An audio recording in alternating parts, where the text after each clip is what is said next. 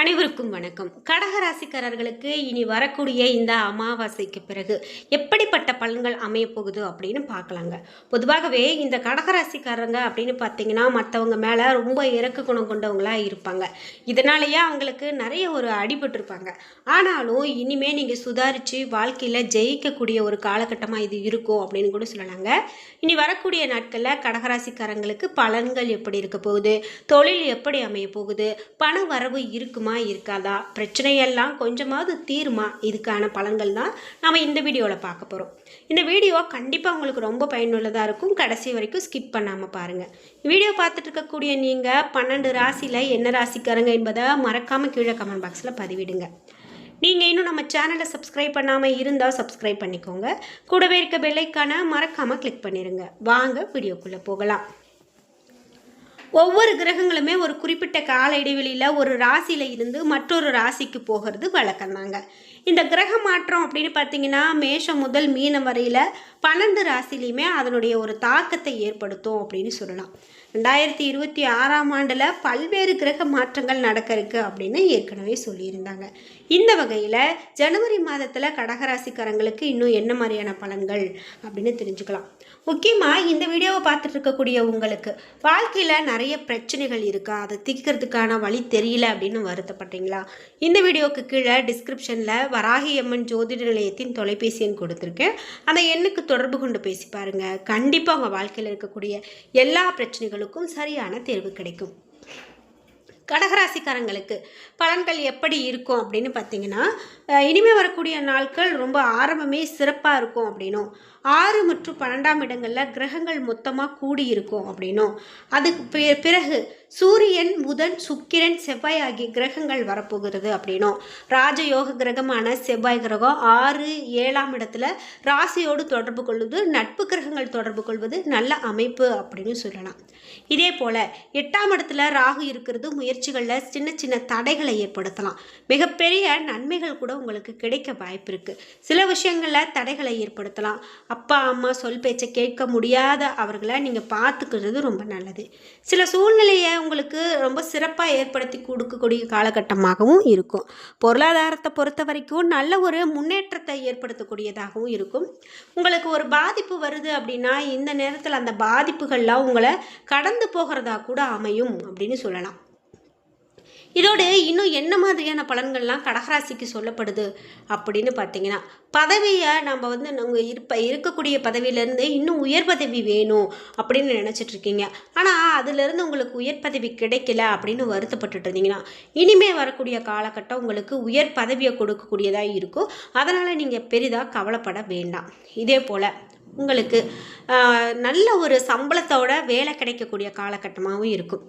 தங்கம், உலோகம், இரும்பு, துத்தநாகம், பித்தளை இது போன்ற உலோகம் சார்ந்த தொழில்களோடு தொடர்புடையவங்களுக்கு கடந்த காலத்தில் இருந்து வந்த கஷ்டங்கள், பணம் தொடர்பான பிரச்சனைகள் எல்லாமே நீங்கள் போகுது. அந்நிய இனம், மதம், மொழி பேசக்கூடிய நண்பர்கள் மூலமாக விரயங்கள் ஏற்படுறதுக்கான வாய்ப்பு உங்களுக்கு அதிகமாக இருக்குது அப்படின்னு சொல்லலாம்.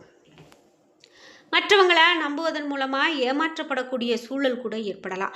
விரயங்கள் வரக்கூடிய அமைப்பு உங்களுக்கு அதிகமாக இருக்குது. வண்டி வாகனங்களில் செலவு வரக்கூடிய சூழ்நிலை இருக்குது. வீடு கட்டி கொண்டிருக்கிறவங்களுக்கு சிறு சிறு கவலைகள் வர்றதுக்கான வாய்ப்பு இருக்குது. அதே போல் குறிப்பிட்டு உங்களுக்கு இந்த ராசியை பார்க்கும்போது இனிமே இருக்கக்கூடிய பிரச்சனைகள்லாம் அப்படியே தானாக தீர்ந்து போனது அப்படின்னு சொல்லப்படுது. உங்களுக்கு அதிர்ஷ்டமும் ஆபத்தும் சேர்ந்த காலகட்டம் அப்படின்னு இந்த காலகட்டத்தை சொல்லலாம்.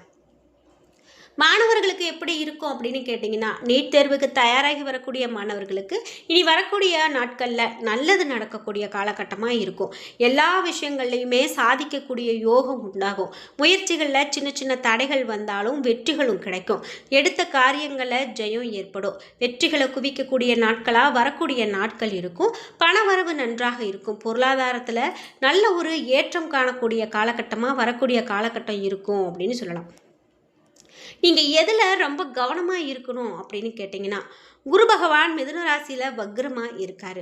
கேது சிம்ம ராசியில் சஞ்சாரம் செய்கிறாரு. சந்திரன் தன்னுடைய பயணத்தை துலாம் ராசியில் இருந்து தொடங்குறாரு. 4 கிரக சேர்க்கை தனுசு ராசியில் ஏற்படுது. இப்படியெல்லாம் நடக்கும்போது இந்த ராசிக்கு பலன் எப்படி இருக்கும் அப்படின்னு கேட்டிங்கன்னா, உங்களுக்கு யோகமான காலகட்டம் அப்படின்னு சொல்லப்படுது. குறிப்பிட்டு உங்களுக்கு அநீதி செய்பவங்க, அவமானத்தை ஏற்படுத்தக்கூடியவங்க, இவர்கள் எல்லாம் நீங்கள் தள்ளி வைக்கிறது ரொம்ப நல்லது. குறிப்பாக உங்களுக்கு கவனமாக இருந்தால் மனைவியின் மூலமாக மனைவியாக இருந்தால் கணவன் மூலமாக அப்படின்னு உங்களுக்கு நல்ல ஒரு லாபம் இருக்குது. சண்டை போடுறத நீங்கள் நிறுத்தி உங்களை ஒரு அனுசரித்து போகிறது ரொம்பவே நல்லது அப்படின்னு சொல்லலாம். அதே போல் உங்களை சண்டை போடுறவங்களா இருக்காங்க அப்படின்னா அவங்களுடைய போக்கிலேயே நீங்கள் அவங்கள விட்டுட்டாவே போதும், பிரச்சனையே தீர்ந்துடும். ஒரு சில பேருக்கு நோட்டீஸ், கேஸு இது மாதிரியான ஏற்படுறதுக்கான வாய்ப்பு இருக்குது. கணவருக்கு வேலை கிடைக்காமல் இருக்கிறவங்களுக்கு அவர்களுக்கு நல்ல வேலை கிடைத்து வேறொரு ஊருக்கு போகக்கூடிய வாய்ப்பு. 100% புதிய ஒரு கடன் கிடைக்கும். நிறைய பேருக்கு நிலம் வாங்கக்கூடிய யோகம் உண்டாகும். சந்தோஷம் அதிகரிக்கும். பெண்கள் விட்டு கொடுத்து போகிறது ரொம்ப ரொம்ப நல்லது. இதோடு இனி வரக்கூடிய காலகட்டத்தில் புதிய வேலைகள், வங்கிகளில் கடன் கிடைக்கும் வாய்ப்பு இருக்குது. தந்தை பிள்ளை உறவுகளில் சின்ன சின்ன கருத்து வேறுபாடுகள் வரலாம். புதிய நண்பர்கள், அரசியலில் கூட்டாளிகள் கிடைப்பாங்க. குடும்பம், உத்தியோகத்தில் உணர்ச்சி வசப்படாமல் இருக்கிறது நல்லது. பொறுமை மற்றும் நிதானத்தை கடைபிடிக்கிறது ஏற்றத்தை உங்களுக்கு கொடுக்கலாம். தேவையில்லாத மன அமைதிகள், மனக்கசப்புகள், வயிறு சம்பந்தப்பட்ட உபாதைகள் வர்றதுக்கான வாய்ப்பு இருக்குது. இனி வரக்கூடிய காலகட்டத்தில் சிறு கவனமாக இருக்கிறதே மிக நல்லது. சந்தோஷ ரீதியாக 80% பொருளாதாரம் உங்களுக்கு கிடைக்கும் அப்படின்னும் 70% நன்றாக இருக்கும் அப்படின்னும் கரி வரதராஜ பெருமாள் வழிபாடு இப்போ உங்களுக்கு ஏற்றதாக இருக்கும் அப்படின்னே சொல்லலாம். அந்த வகையில் உங்களுக்கு எல்லாமே இப்போது சிறப்பாக நடக்கக்கூடிய காலகட்டம் அப்படின்னே சொல்லலாம்.